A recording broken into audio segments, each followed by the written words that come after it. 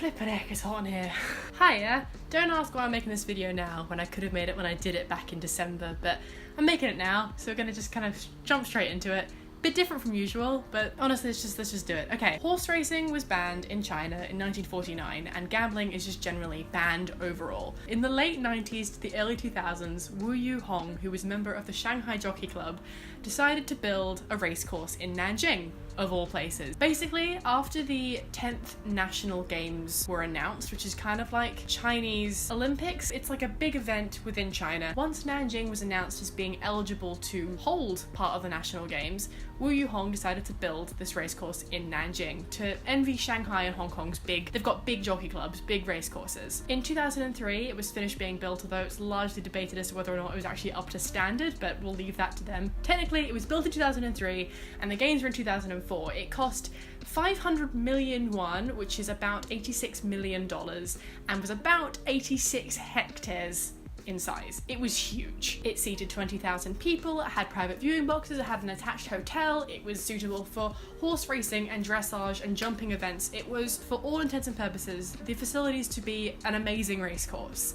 However, the grand plan for this racecourse to make Nanjing a big sporting hub and a big cultural centre of China completely fell through. It fell through because supposedly Hong bet the entire success on this racecourse on gambling becoming legal in China, which, if you look at the track record of China's gambling history, is not likely at all. It's very much in place. Gambling will not be coming back to China for a very long time, if at all. So the entire success of this racecourse was put firmly on that becoming a reality, because if people aren't allowed to bet, they're not going to come to the racecourse. It's just not going to happen. So this entire thing was built, and then officials dropped out, funding went away, and the not quite completed racecourse was laid to waste. And this is where I come in. Told you there was going to be a point to this. Basically, when I was back in China, I had not heard about any of this backstory, but I had heard there was a racecourse that for many years, I remember being at school and hearing about this abandoned racecourse. We went on the motorbike and we trekked out, and not that far, it actually didn't end up being that far from our house, to the racecourse, because you can still get in, and this is what it looked like. Oh my god!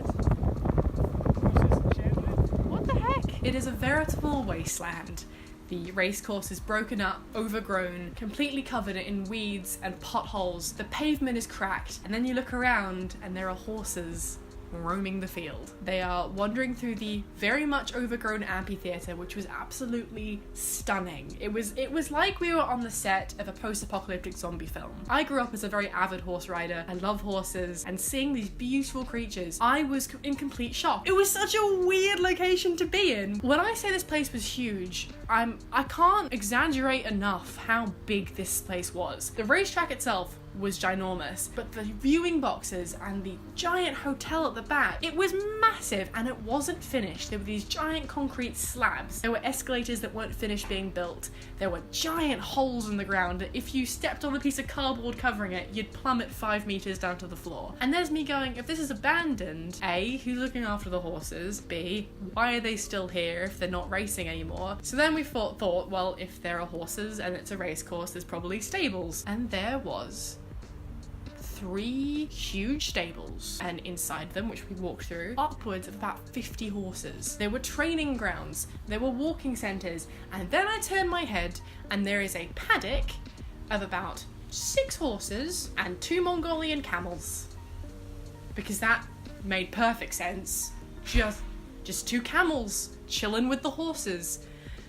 And after a little bit of research, because obviously once I left the racecourse I had to know why all this was happening, they hold horse rides there, so you can go on the weekend and ride horses, and you can ride the camels, as my brother later tried out. You can ride the camels. To basically top it all off, to keep the place running with the horses and stuff, with the occasional horse ride that they do, Wu Yuhong, when he couldn't afford to keep this place up anymore, decided to rent out the space as a car park. So half of the racecourse was just cars. Anyway, I just thought that was some of the most interesting history basically in my backyard from when I was growing up, and I think that is really cool. So I'm gonna go now. See you when I see you.